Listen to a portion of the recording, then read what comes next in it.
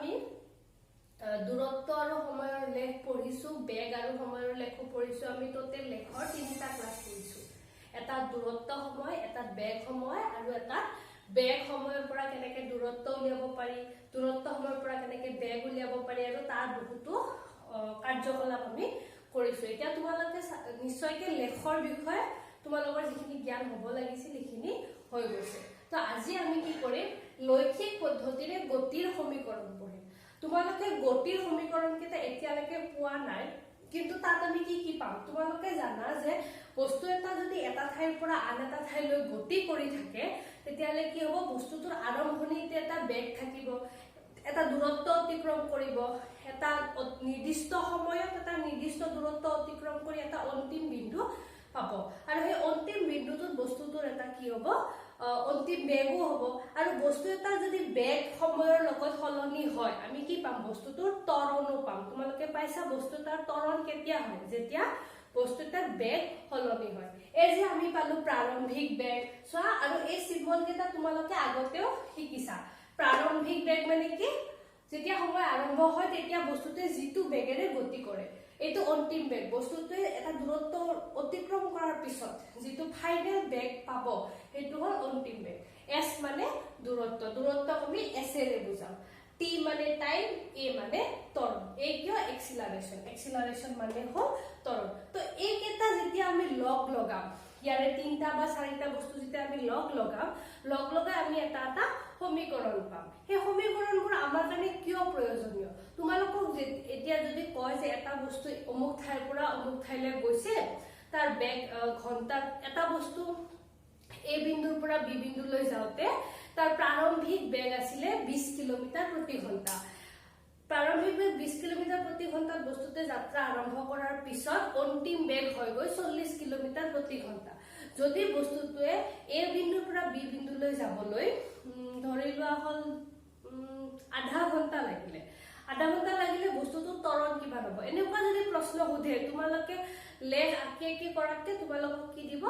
এটা সমীকৰণ দিব। এই সমীকৰণ 3টা হ'ল, তোমালোকক এই 3টা সমীকৰণ তোমালোকে পাবা। ইয়াৰ সহায়ত তোমালোকে বেলেগ বেলেগ বস্তুৰ মান উলিয়াব পাৰিবা। বেলেগ বেলেগ বস্তু মানে কি, ইউ ভি এছ টি, ইয়াৰে কোনোবা 3টা দিয়া থাকিব, বেলেগটো ওলাব লাগিব সেনেকুৱা। যেনেকে এইটো চোৱা, V equal to U plus AT. এটা ভি মানে কি হয়, অন্তিম বেগ, ইউ মানে প্ৰাৰম্ভিক বেগ, এ মানে কি তোমালোকৰ ত্বৰণ, টি মানে সময়। তো এই ইকুৱেশ্যনটোৰ যদি 4টা বস্তু আছে total, V U A T. এই মাত্ৰ যেতিয়া তোমালোকক কৈছিলো মই যে প্ৰাৰম্ভিক বেগ 20 কিলোমিটাৰ প্ৰতি ঘণ্টা, অন্তিম বেগ 40 কিলোমিটাৰ প্ৰতি ঘণ্টা, আধা ঘণ্টাত যদি এইটোৰ পৰা এইটোলৈ যায় বস্তুটোৰ ত্বৰণ কিমান, তোমালোকে এই প্ৰথম সমীকৰণটোত যদি সেই মানবোৰ বহাই দিয়া তোমালোকে এই মানটো পাই যাবা। সেই ঠিক তেনেদৰে আমি ইয়াৰ ওপৰত বহুত অংক কৰিম নেক্সট ক্লাছত। আজি জাষ্ট তোমালোকে এই সমীকৰণটো পোৱা। এই সমীকৰণটো ক'ৰ পৰা আহিল, কেনেকৈ আহিল, আমি লৈখিক পদ্ধতিৰে এই সমীকৰণ কেইটা উলিয়াবলৈ চেষ্টা কৰিম। তাৰ আগতে তোমালোকে বাছ সমীকৰণটো চাই লোৱা, আৰু এই সমীকৰণ 3টা তোমালোকে মাষ্ট বি মুখস্থ কৰিবই লাগিব। এই সমীকৰণ কেইটা মুখস্থ হ'লেহে তোমালোকে ইয়াক অংকত ব্যৱহাৰ কৰিব পাৰিবা। তো প্ৰথম সমীকৰণটো হ'ল V equal to U plus AT. দ্বিতীয় সমীকৰণটো হ'ল S equal to U T plus half AT square. S মানে দূৰত্ব, ইউ মানে প্ৰাৰম্ভিক বেগ, সময় যোগ হাফ ত্বৰণ আৰু সময়ৰ বৰ্গ। S equal to U T plus half AT square. তো ইয়াৰ পৰা তোমালোকে ইয়াতে নৰ্মেলি কি থাকে, তোমালোকক 4টা বস্তু দিয়া থাকে। ইয়াতে এছ আছে, ইউ আছে, টি আছে আৰু এ আছে। ইয়াতে ভিটো নাই, ভিৰ সলনি এছ দিয়া আছে। সাধাৰণতে এই গোটেইকেইটা সমীকৰণত তোমালোকক 4টা উপাদান দিয়া থাকিব। সমীকৰণটোৰ পৰা আমি 4টা উপাদানৰ মাজৰ সম্বন্ধ পাম, আৰু এই 4টা উপাদানৰ যিকোনো 3টা তোমালোকক দিয়া থাকিব, আৰু যিটো দিয়া নাথাকে সেইটো তোমালোকে উলিয়াব লাগিব। আৰু লাষ্টত কি আছে, twice A S equal to V square minus U square. তো ইয়াত কি আছে, টাইমটো দিয়া নাই, ভি ইউ এ আৰু এছ দিয়া আছে। তো এনেকে এই 3টা মেইন সমীকৰণ, ইয়াৰ পৰা তোমালোকে বেলেগ বেলেগ ধৰণৰ অংক পিছলে কৰিব পাবা। কিন্তু আজিৰ ক্লাছত আমি কি কৰিম, এই সমীকৰণ কেইটা ওলালো কেনেকে সেইটো আমি ইয়াতে প্ৰমাণ কৰিম। তোমালোকে জাষ্ট সমীকৰণ কেইটা লিখি লোৱা। মই যেনেকে লিখিছো একদম সেনেকে তোমালোকে বহি লিখি ল'বা। মই চাইড দিছো, তোমালোকে এটা স্ক্ৰীনশ্বট লৈ লোৱা।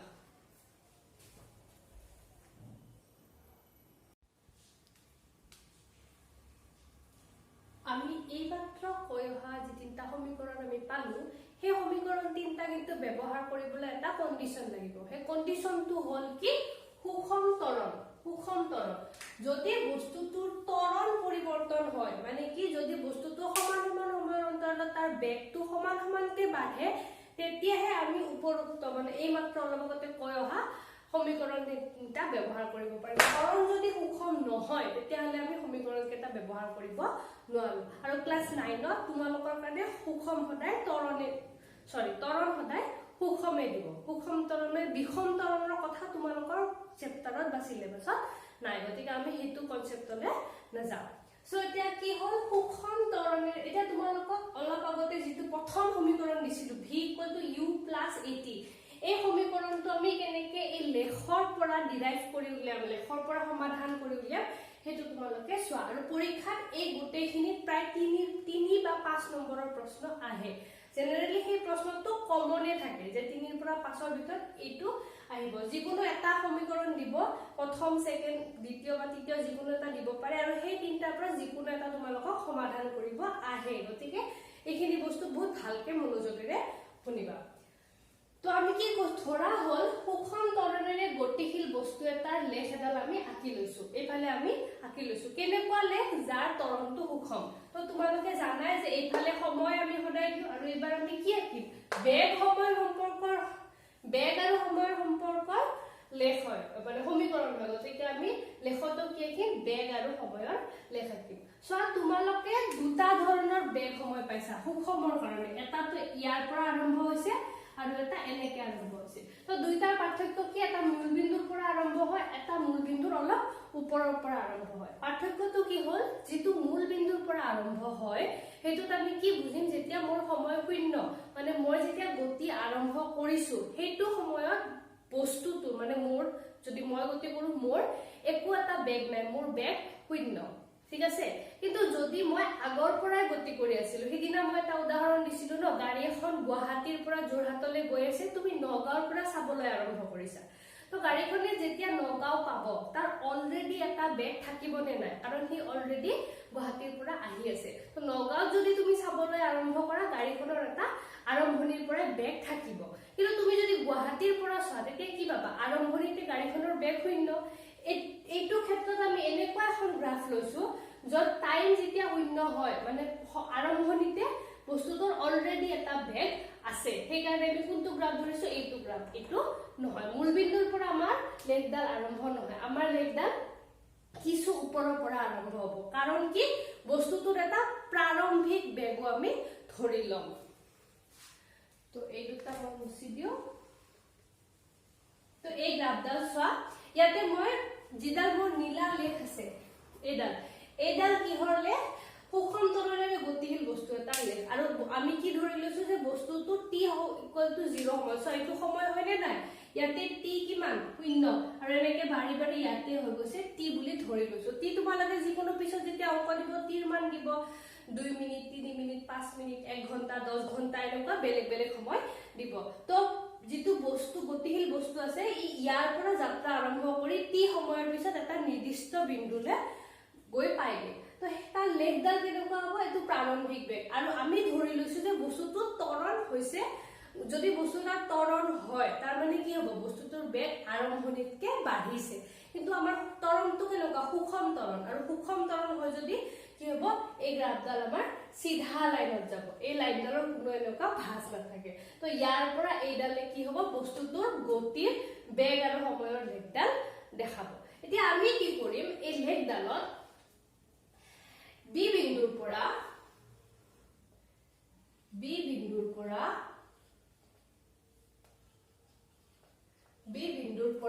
সময় আৰু বেগ অক্ষত BC আৰু BE যথাক্ৰমে BC আৰু BE দুডাল লম্ব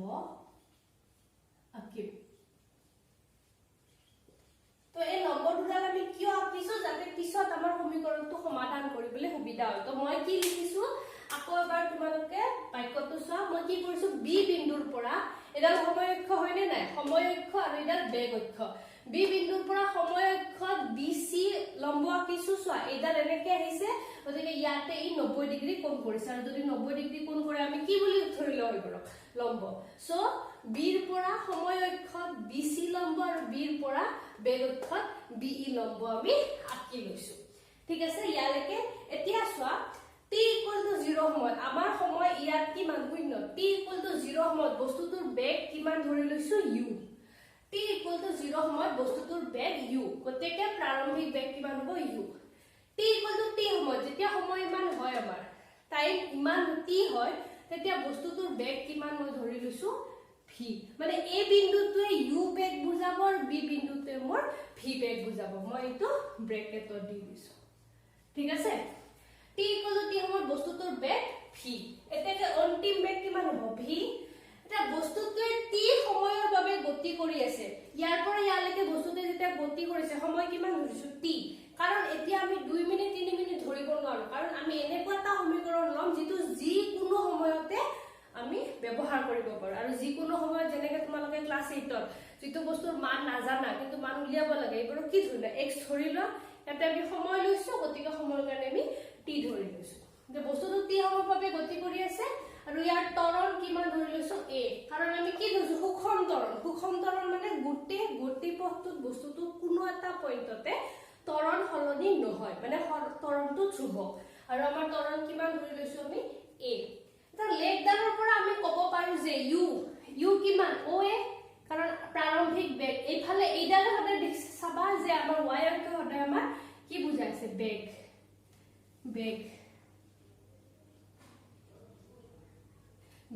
সো এইখিনি কি বুজাব প্ৰাৰম্ভিক বেগ গতিকে লেগডালৰ পৰা আমি ক'ব পাৰো যে u =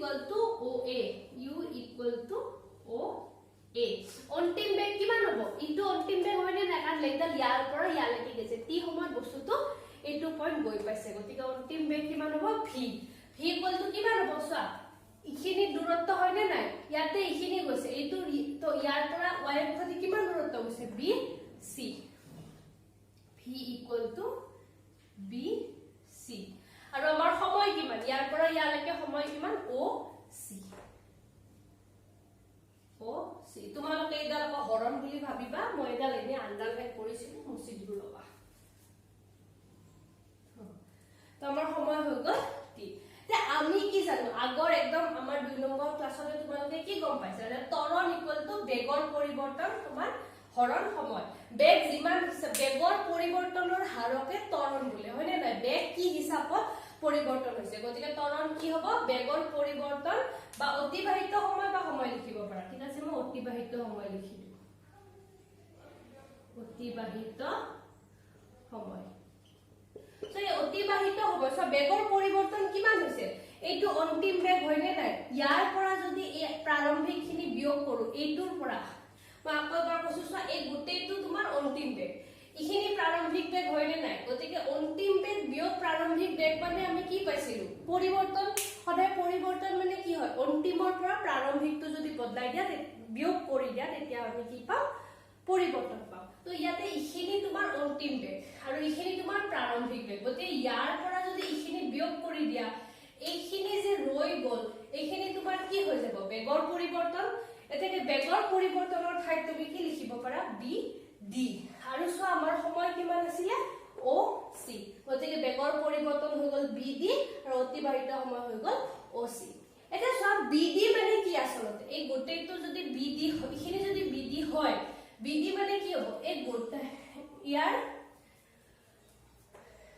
bdc ঠিক আছে তো bd এইটো পৰা নহয় অকল ইয়াত চোৱা তেতিয়া তোমালোকে বুজি পাবা bd মানে কি হ'ব এই গোটেই ডালৰ পৰা যদি bc টো বিয়োগ কৰো bc - dc হ'ব নে নাই এই গোটেই ডাল bc মোক যদি bd লাগে bc ৰ পৰা মই dc বিয়োগ কৰিলে bd পাম so bd = bc - dc so মই লিখিছো bd / oc আছে bd ৰ ঠাইত মই লিখিছো bc - dc bd = bc - dc হৈ গল এতিয়া চোৱা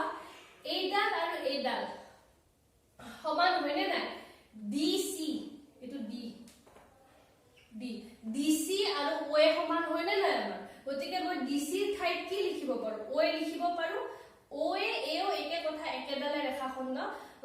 ইয়াতে মই DC ঠাইত কি লিখিছো AO যেহেতু DC ইকুয়াল টু AO তো BC মাইনাস AO বাই OC OC তো আমি যেনেকে আছে হেনেকে আছে একো পরিবর্তন নাই এটা তোমালোকে ডায়াগ্ৰামৰ পৰা চোৱা BC মানে কোনখিনি ইয়াৰ পৰা ইয়ালৈকে ইখিনি কি বুজাইছে আমাৰ অন্তিম বেগ V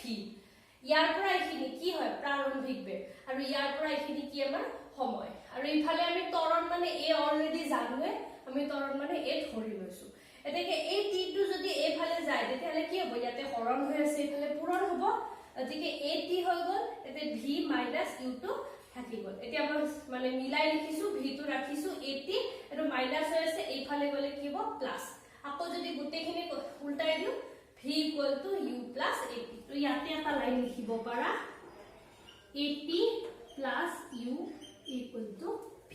যাতে তোমালোকৰ কনফিউজন হয় U টো মাইনাস হৈ আছিল এইফালে আহিলে প্লাস হৈ গল এটা মই ভাল লিখিবলে এটো উল্টাই দিছো V টো আগে লিখিছো সমান U + AT আমি প্ৰথম সমীকৰণটো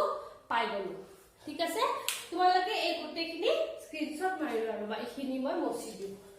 কাৰণ ইখিনি তোমালোকে পৰীক্ষাত এনেকে লিখিলে হৈ যাব V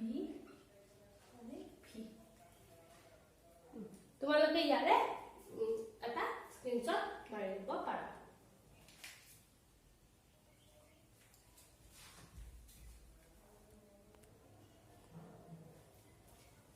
এবাৰ আমি দ্বিতীয় সমীকৰণটো সমাধান কৰিবলৈ চেষ্টা কৰিম দ্বিতীয় সমীকৰণ কোনটো আছিল s = ut + ½ a t² তো ইয়াত কি কি আছে s মানে কি দূৰত্ব আছে বেগ আছে ত্বৰণ আছে আৰু সময় আছে গতিকে মেইনলি আমাৰ কি হ'ব দূৰত্ব আৰু বেগৰ সমীকৰণ সো অৱস্থান সময়ৰ সম্পৰ্কৰ সমীকৰণ এটো s মানে কি দূৰত্ব মানে কি দূৰত্বৰ পৰা কি গম পাম মই ইয়াত আছিলো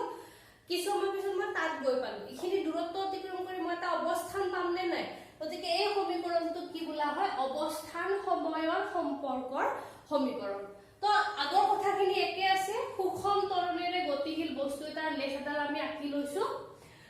বি বিন্দুৰ পৰা সময় আৰু বেগ অক্ষ যথাক্ৰমে BC আৰু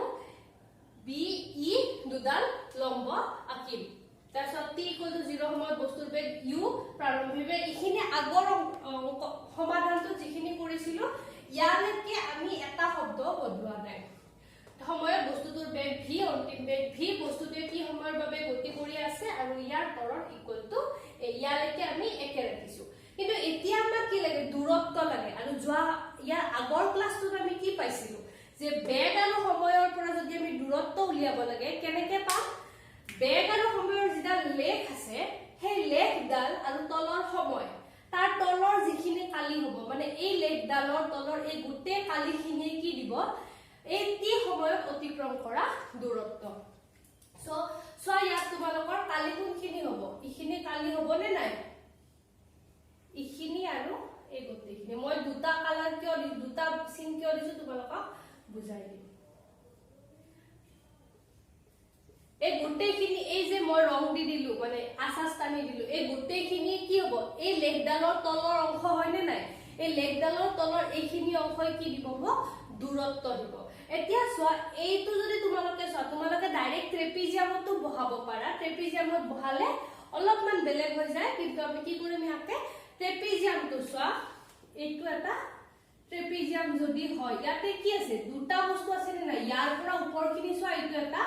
ত্ৰিভুজ আৰু ইয়াৰ পৰা তলৰখিনি সোৱা এইটো এটা চতুৰ্ভুজ তো ইয়াতে মই কি পাম দুটা বস্তু পাম যদি মই কালি লাগে এই ত্ৰিভুজৰ কালি আৰু চতুৰ্ভুজৰ কালি যদি মই লগ লগাই দিও এই গোটে ট্ৰেপিজিয়ামটোৰ কালি পাম গতিকে আমাক লগা দূৰত্বটো আমি কি পাম OADC এইটো যিটো চতুৰ্ভুজ এইটো কালি যোগ ABD ত্ৰিভুজৰ কালি এই কালি দুটা যদি যোগ কৰি দিও তেতিয়া হলে মই কি পাম মোৰ আমাৰ বেগ আৰু সময়ৰ পৰা দূৰত্ব পাম গতিকে লেখডালৰ পৰা আমি ক'ব পাৰো যে বস্তুটোৱে অতিক্ৰম কৰা দূৰত্ব s = OABC OABC এই গুটেখিনিৰ কালি এই OABC আমি দুটা ভাগত ভাগ কৰিছো OADC চতুৰ্ভুজ আৰু ABD চতুৰ্ভুজ সো OABC ৰ কালি সমান OABC OA সৰি এটো বি নহয় এটো ডি হ'ব OADC বৰ্গক্ষেত্ৰৰ কালি এটো বৰ্গক্ষেত্ৰ নহয় চতুৰ্ভুজ লিখি দিও হা বৰ্গক্ষেত্ৰ কিয় নহব কাৰণ এটো কেতিয়াবা আয়তো হ'ব পাৰে চতুৰ্ভুজৰ কালি OABC চতুৰ্ভুজৰ কালি যোগ ABD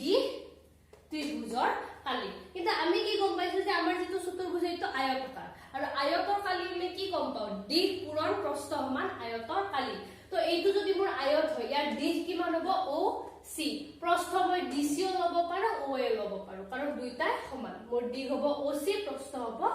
OA সো OA মই প্ৰস্থ লিখিছো পূৰণ OC মই দিশ লিখিছো দিশ পূৰণ প্ৰস্থ যোগ ত্ৰিভুজৰ কালি কি হয় হাফ পূৰণ ভূমি পূৰণ উচ্চতা বা উন্নতি তো এইটো ত্ৰিভুজৰ হাফটো তো হাফ থাকিলে এতিয়া আমি চতুৰ্ভুজটো বাদ দিয়া এই ত্ৰিভুজটোৰ ভূমি কিমান হ'ব ইয়াৰ পৰা ইয়ালৈকে ভূমি হয় নে নাই ত্ৰিভুজৰ ইটোক আমি কি কও ভূমি বুলি কও আৰু এডাল যেডাল থাকে এডাল কি হয় উন্নতি তো ইয়াতে এডাল ভূমি হ'ব AD মোৰ ভূমি হ'ব আৰু BD মোৰ কি হ'ব উন্নতি হ'ব সো হাফ AD আৰু BD মোৰ উন্নতি হ'ব এতিয়া OA আৰু OC একে ৰাখিছো এতিয়া চোৱা AD আৰু OC একে কথা হয় নে নাই কাৰণ এই দুডাল সমান্তৰাল আৰু এই দুডাল সমান্তৰাল আমি কি জানো সমান্তৰিকৰ বিপৰীত বাহু সমান গতিকে AD আৰু OC মোৰ কি হ'ব সমান গতিকে AD ৰ ঠাইত মই ইয়াতে লিখিছো OC আৰু BD আগৰবাৰ যেনেকে BD মানে কি লিখিছিলো BC DC এটা আগৰবাৰ কৈছো এবাৰ বেছিকে কৈ নাথাকো BD মানে কি হ'ব BC DC BD মানে BC DC এতিয়া বাকিখিনি একে ৰাখিছো হাফ OC BD এতিয়া এই যে DC পালো BD BC DC এই DC মানে OA হয় নে নাই কাৰণ এইটো এটা সমান্তৰিক গতিকে DC OA BC DC ঠাইত মই OA লিখিছো BC ইয়ালৈকে গুটেখিনি একে ৰাখিছো জাস্ট DC টো বদলাই মই OA কৰিছো এতিয়া কি কৰিছো এতিয়া মই বাহুৰ দিশ হিচাপত নিলিখো কুণ্ডাল বাহুৱে কি বুজাইছে সেই হিচাপত লিখো অলপ আগতে এইখিনি কুণ্ডাল বাহুৱে কি বুজাইছে মই বহুত ডিটেইলছত বুজাইছিলো এতিয়া জাস্ট তোমালোকক কৈ যাম S টো আমাৰ দূৰত্ব ইয়াৰ পৰা SS হৈ আহি আছে এইটোতে আমাৰ ডাউট নাই S OA মানে এইখিনি আমাৰ কি আছিল এইখিনি আমাৰ প্ৰাৰম্ভিক বেগ U OC আমাৰ কি হয় সময় গতিকে OA * OC কি হ'ব U আৰু T মাজৰ পূৰণ চিহ্নডাল গুচাই দিছো UT হৈ গল প্লাস হাফ আছিল OC মানে মোৰ কি টাইম পূৰণ BC - OA BC মানে মোৰ অন্তিম বেগ OA মানে মোৰ প্ৰাৰম্ভিক বেগ গতিকে V - U এতিয়া আগৰ সমীকৰণটো তোমালোকে এতিয়া মনত নাথাকে বাৰু কিন্তু তোমালোকে বহিৰ ওপৰলে চোৱা আগৰ সমীকৰণটো আমি কি পাইছিলো V = U + AT না কি কৰিছো মই এই U টো সমান চিনৰ এইফালে লৈছো এইফালে লৈ আহিলে কি হ'ব V - U = AT এটা এই V - U টো আমাক আসলতে লাগে সেই কাৰণে মই এই সমীকৰণটো আনিছো এই V - U মানে আমি কি লিখিব পাৰো AT লিখিব পাৰো নে নাই গতিকে V - U ঠাইত এই সমীকৰণটোত আমি AT বহাই দিম এতিয়া চোৱা বাকি সমীকৰণটোৰ বাকি অংশ একে আছে S = UT হৈছে প্লাস হাফ T ইয়ালৈকে গুটেখিনি একে আছে মাত্ৰ এই V - U ঠাইত মই কি বহাই দিছো AT তো UT hall plus half A টো এইফালে লিখিছো T দুটা একেলগে লিখিছো T * T কি হয় T স্কয়াৰ হয় গতিকে S = UT + half AT square আমাৰ 2 নম্বৰ ইকুৱেশনটো আমি পাই গলো তোমালোকে যদি স্ক্ৰিনশ্বট লব বিচৰা লৈ লব পাৰা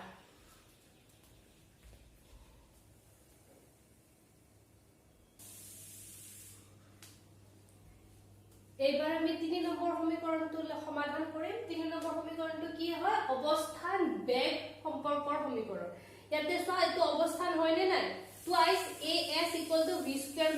- U²